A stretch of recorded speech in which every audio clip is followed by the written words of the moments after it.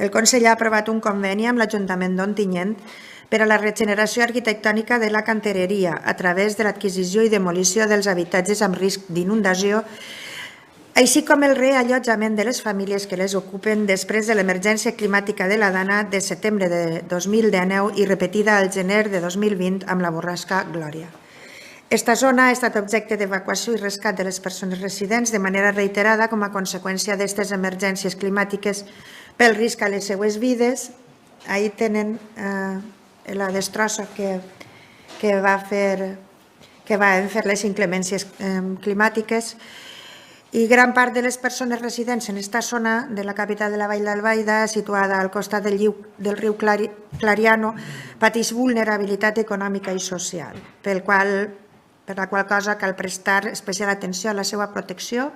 i evitar el perill que comporta el fet d'estar vivint en una zona d'alt risc d'inundació. Amb aquest conveni es regenerarà urbanística i arquitectònicament la zona,